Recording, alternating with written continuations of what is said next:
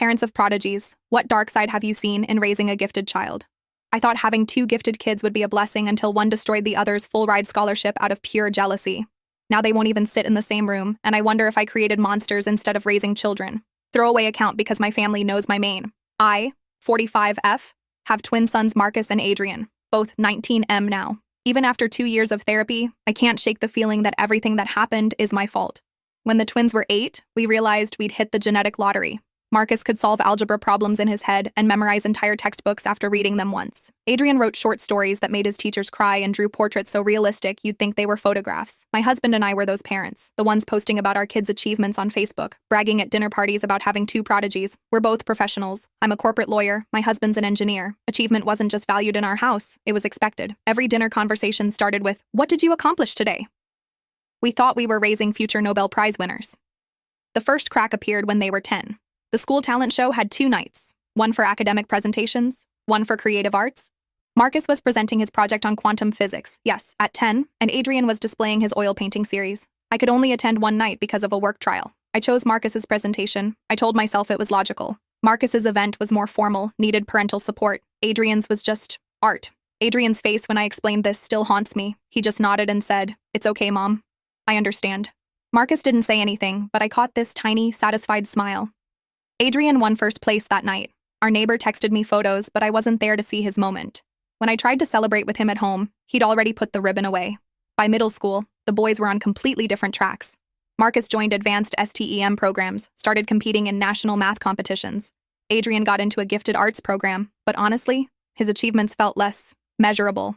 When Marcus won state championships, we got certificates and trophies. When Adrian won creative writing contests, we got links to online publications nobody we knew would read. The praise became different too. Marcus got, "You're going to change the world," and "Harvard's going to fight over you." Adrian got, "That's so creative, sweetie, and maybe you could illustrate Marcus's science projects." I didn't realize I was doing it. When they were 14, everything changed during college prep season. We hired a counselor who spent our first meeting focusing entirely on Marcus's trajectory, which AP classes, what competitions to enter, which summer programs would look best on applications. When we got to Adrian, she spent maybe 10 minutes asking about his portfolio before suggesting he consider graphic design as more practical than fine arts. I sat there nodding like this made perfect sense. Adrian said nothing, but I watched him shut down completely. The competition between them started so subtly, I convinced myself it was normal sibling rivalry. Marcus would accidentally interrupt when Adrian was showing us his latest painting. Adrian would time his piano practice right when Marcus needed quiet for studying.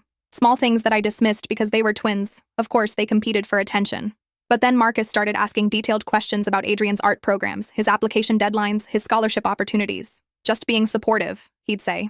Adrian began keeping his portfolio locked in his room and changed his computer passwords. By 15, I noticed Adrian had started avoiding family dinners. When I asked why, he said, "It's just easier." I thought he was being a typical moody teenager. I didn't realize he was protecting himself from an hour of listening to us celebrate Marcus's latest achievement, while his own accomplishments got polite nods. I was teaching them that some achievements mattered more than others, that some children mattered more than others. I was creating a hierarchy in my own home and wondering why my sons were fighting for the top spot. What I didn't know was that this foundation I'd built, where love felt conditional on achievement and attention was a zero-sum game, was about to create something I never could have imagined. I turned my children into competitors instead of allies. And competition, I learned too late, can become war. Edit. Thank you for the responses. Part 2 coming soon, because this story gets so much worse. Part 2. The real toxicity started when they hit high school. I wish I could say it was sudden, but now I can see how every choice I made was gasoline on a fire I didn't even know was burning. Marcus dove into AP classes like his life depended on it. Calculus BC, Physics C, Computer Science. He was taking college-level courses as a sophomore. Our weekends revolved around driving him to competitions 3 states away. Adrian's path looked different. He was developing this incredible portfolio. He'd started submitting to national high school art competitions and actually winning. But somehow his successes felt quieter, less important. When Marcus placed 3rd in a national math competition at 15, the local newspaper wanted to interview our boy genius. They came to our house, took photos of him at his desk surrounded by calculus textbooks. Adrian wasn't mentioned. He'd won a National Scholastic Art Award that same month, something only 1% of applicants receive. But visual art doesn't make headlines the way STEM achievements do. At the celebration dinner for Marcus's newspaper feature, I made the comment that still makes me sick to remember. Adrian had been quiet all evening, picking at his food, while we talked about Marcus's interview and college prospects. "You know, Adrian," I said, trying to include him, "maybe you should consider adding some more academic focus. Something more stable? Art is wonderful, but Marcus is setting himself up for real opportunities." Marcus didn't say anything, but I caught him glancing at Adrian with this expression I'd never seen before. Not quite smug, but satisfied, like he'd won something. That's when the sabotage started. Marcus had a major programming project due, some complex algorithm for his AP computer science class. He'd been working on it for weeks, staying up until 2 a.m. perfecting the code. The night before it was due, Adrian was up late too, working on a painting for his portfolio review. According to Adrian, he was bringing Marcus coffee as a peace offering. Just trying to be a good brother, he told me later, tears in his eyes. But somehow that coffee ended up spilled across Marcus's laptop keyboard. Marcus lost 3 weeks of work. He barely managed to recreate a basic version by the deadline, got a B instead of the A he was counting on for his GPA. He was devastated. Adrian was so apologetic, so concerned. "I'm so sorry, I tripped, I'm such an idiot." But there was something in his voice, a flatness that didn't match his words. Marcus suspected, but he couldn't prove anything. I believed Adrian because why wouldn't I? Accidents happen. 2 months later, Adrian had his own crisis. He'd been working toward a summer art intensive at a prestigious program, something that could really boost his college applications. The deadline for his portfolio submission was tight, and he'd been using this specific set of professional-grade art supplies he'd saved up to buy with his part-time job money. The night before his submission deadline, the supplies disappeared. Marcus claimed he'd borrowed them for a school project on visual data representation. "I thought you were done with those," he said when Adrian confronted him. "You never said I couldn't use them." Adrian missed the deadline. No summer program, no boost for his college applications. When Adrian came to me crying, I found myself siding with Marcus. "They're just art supplies, Adrian. Don't be so dramatic. Marcus needed them for school." "My portfolio was for school too," Adrian said quietly. But somehow, Marcus's needs always seemed more urgent, more legitimate. His path was clearer, more traditional. I could see his future. Top university, prestigious job, financial security. Adrian's future felt hazier, riskier. I was teaching them that Marcus's dreams mattered more than Adrian's. The college application season of their junior year, we hired that expensive college counselor, and the first meeting was revealing in the worst way. She spent 40 minutes mapping out Marcus's trajectory, which competitions to prioritize, what summer programs would strengthen his applications, how to position himself for full-ride scholarships to MIT, Stanford, Caltech. When we got to Adrian, she glanced at his portfolio for maybe 5 minutes. "Art school is expensive," she said, "and competitive. Maybe consider graphic design instead. More stable career prospects? Or he could double major with business?" I nodded along like this made perfect sense. Adrian sat there in silence while we planned his more realistic future.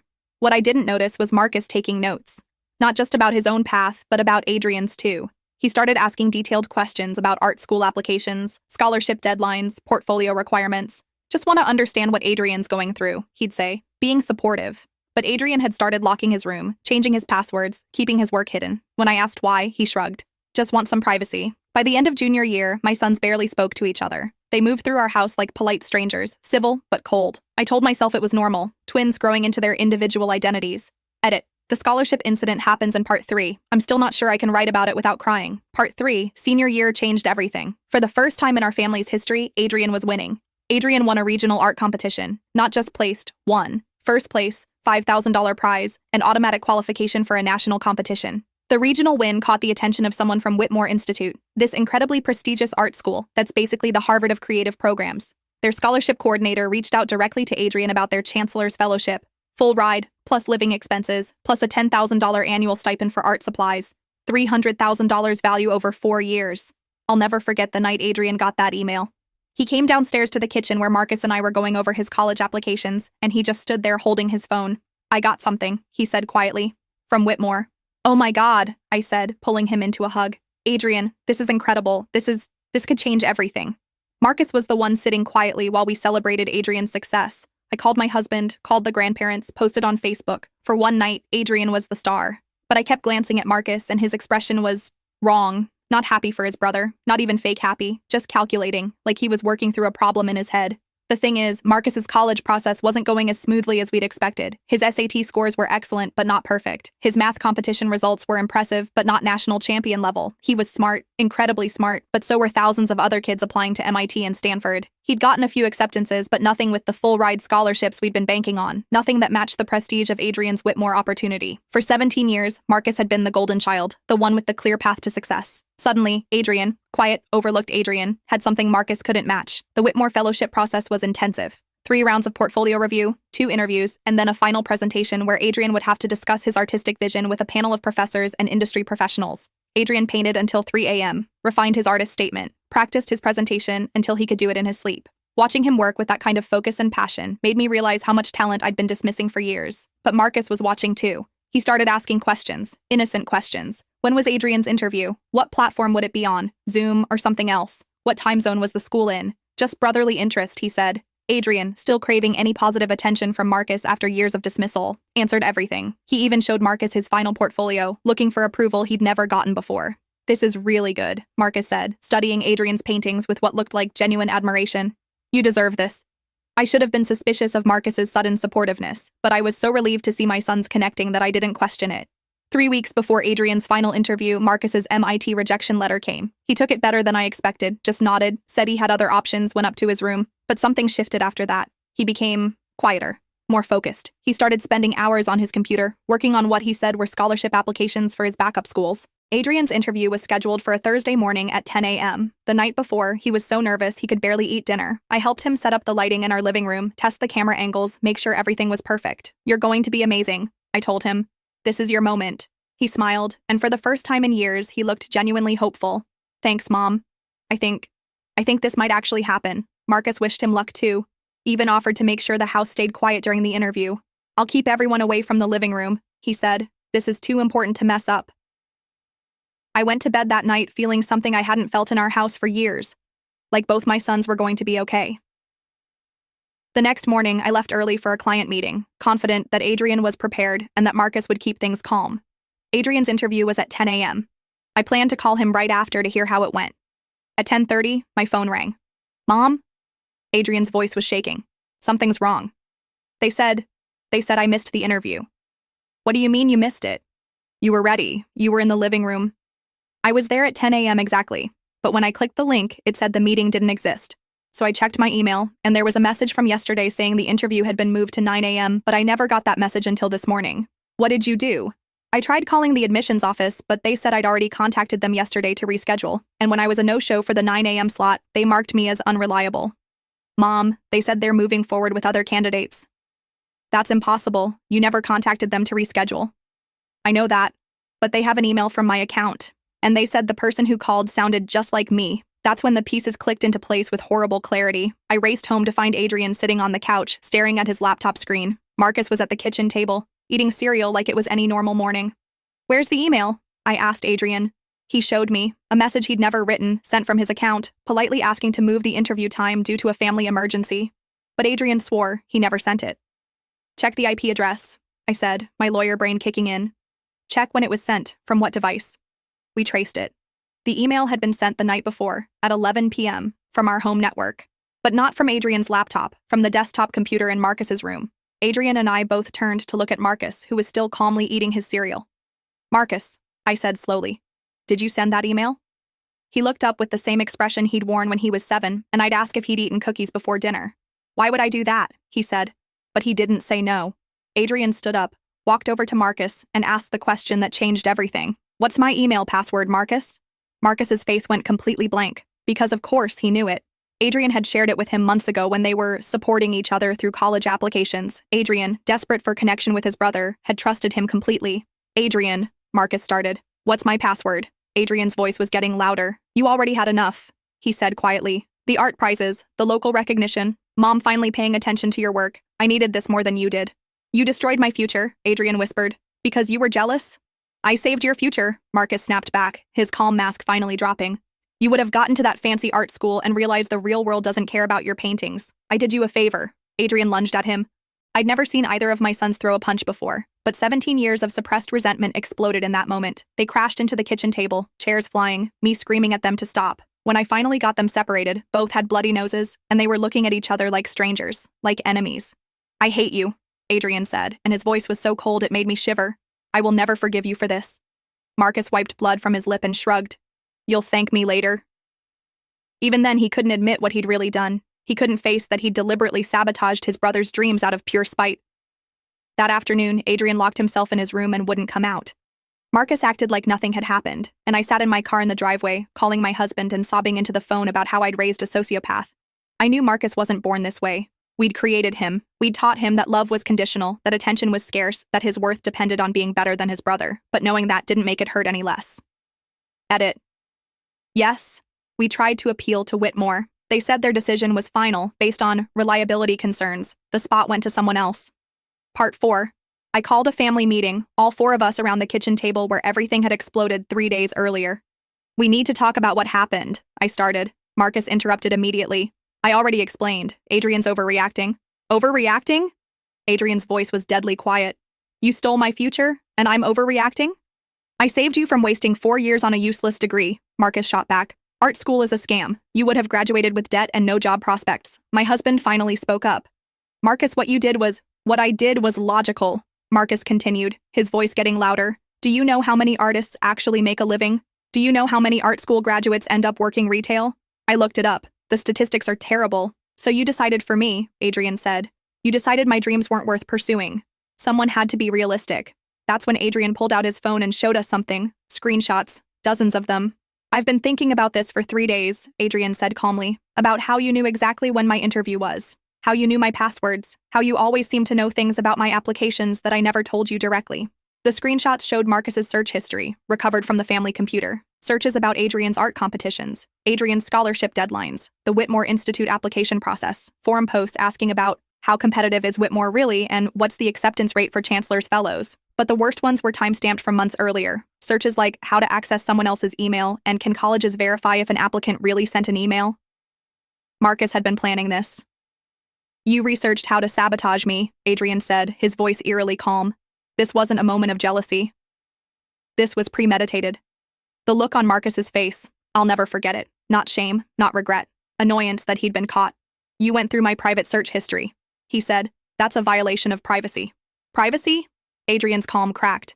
You violated my email. You impersonated me. You destroyed the biggest opportunity of my life and you're worried about privacy? Boys, my husband started. No, Adrian cut him off, standing up. I'm not a boy anymore. Boys trust their brothers. Boys believe their families want what's best for them. I'm done being a boy.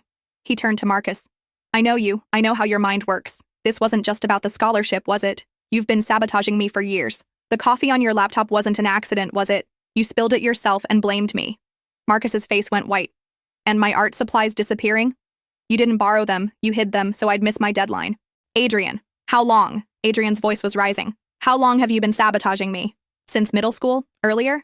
The silence stretched until Marcus finally spoke. You want to know the truth? His voice was cold now, all pretense gone. Fine.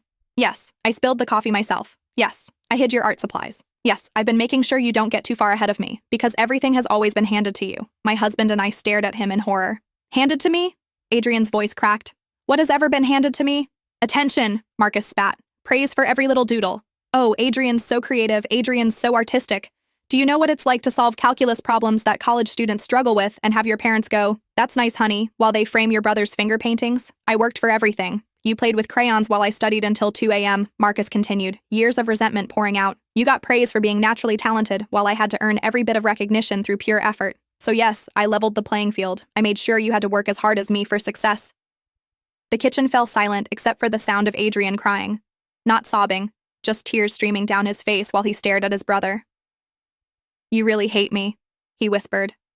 I don't hate you, Marcus said, and for a second his voice softened. I couldn't let you win.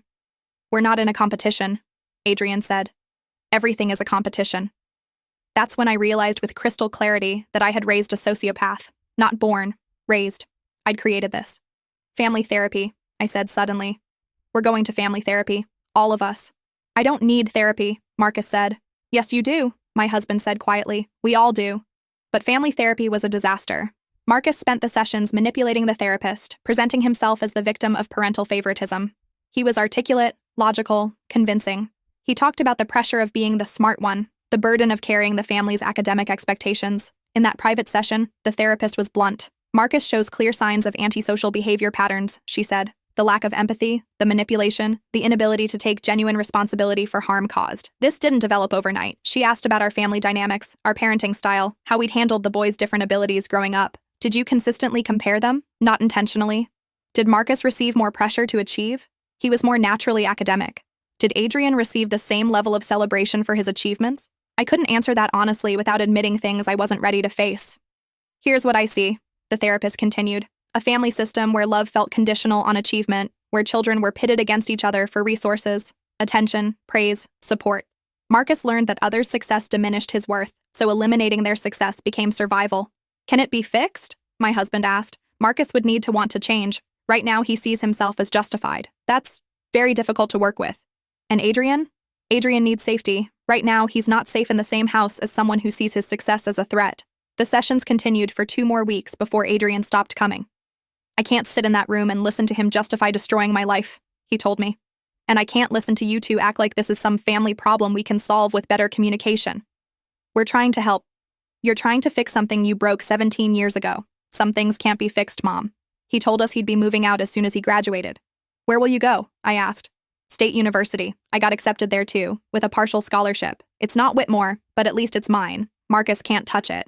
We couldn't sit together as a family on graduation day because Adrian refused to be in the same row as Marcus. Extended family kept asking why the boys seemed so distant. I made up some story about them growing into their individual identities. After the ceremony, Adrian hugged me and his father. I love you, he said, but I can't be around him anymore. And I can't be around people who think what he did is something we can just work through. He looked at Marcus, who was standing 10 feet away talking to friends. Congratulations on winning, Adrian called out. You got what you wanted. You're the only son now. Marcus turned, and for just a second I saw something crack in his composure, but he didn't say anything. It's been 2 years since graduation, and I'm writing this from the wreckage of what used to be my family. Adrian is at State University, majoring in art therapy with a minor in psychology. He's thriving in ways that break my heart because it shows me what we could have had if I hadn't spent years making him feel small. His grades are excellent, he's made friends, he's even dating someone, a girl named Sophia who makes him laugh in ways I haven't heard since he was little. But he comes home maybe 3 times a year. Christmas, Easter, my birthday if I'm lucky. He's polite, loving even, but there's a distance now that feels permanent. He calls me weekly, asks about my work, tells me about his classes, but he never asks about Marcus. Marcus got into Northwestern with a partial academic scholarship. He's studying computer science and economics, maintaining a 3.9 GPA, and already has internship offers from major tech companies. On paper, he's everything we dreamed he'd become. In reality, he's isolated and miserable, though he'd never admit it. His roommate requested a transfer second semester because Marcus made him uncomfortable. Apparently, he was controlling about everything from study schedules to when lights could be on. He's had 3 different roommates since then. He comes home for breaks, and our conversations are stilted, careful. He talks about his achievements, his plans, his future success. But he never mentions friends, never brings anyone home, never seems to enjoy anything. Last month, his academic advisor called me. Apparently, Marcus had been difficult to work with in group projects, dominating every discussion, dismissing other students' ideas, taking credit for collaborative work. He's brilliant, the advisor said, but his interpersonal skills are concerning.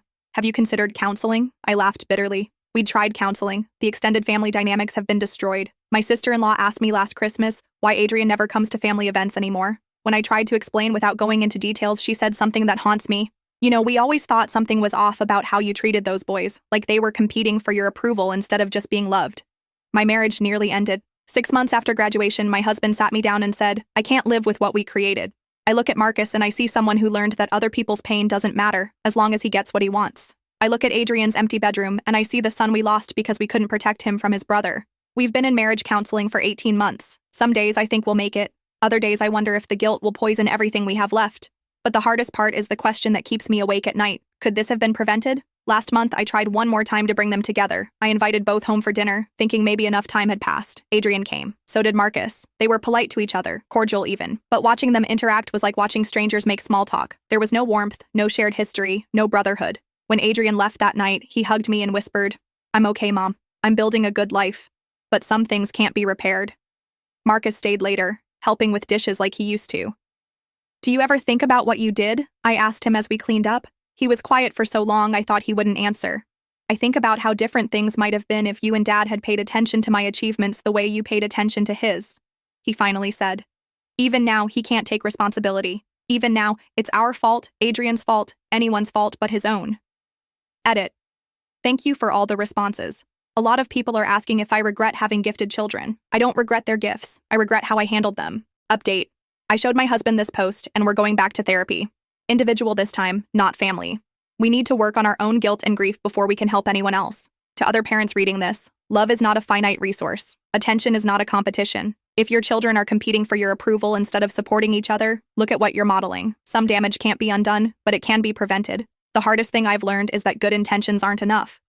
I loved both my sons completely. But I failed to show them that love equally, consistently, unconditionally. I turned my home into a battlefield and my children into casualties. Marcus got what he wanted. He's the successful one now, the one with the clear path to traditional achievement. But he won a game that cost him his brother, his family connections, his ability to form healthy relationships. Adrian lost his dream school, but he found something Marcus may never have: the ability to build genuine connections with people who value him for who he is, not what he produces. Some days I wonder if Adrian's actually the winner here. He escaped the toxic achievement culture we created. He's learning to measure his worth by his own standards, not ours. Marcus is still trapped in it, still believing that other people's success diminishes his own worth. I see other parents making the same mistakes, comparing their children's different talents, unconsciously favoring the practical over the creative, turning family dinner into performance reviews. I want to shake them and say, stop. Love them differently, but love them equally. Create abundance, not scarcity. But mostly, I want my sons back. Both of them. The relationship they might have had if I'd been wiser, more aware, less concerned with achievement, and more focused on character. That's the real tragedy of raising competitive, gifted children. Sometimes you end up with successful adults who can't love each other, and that's a failure no amount of academic achievement can fix.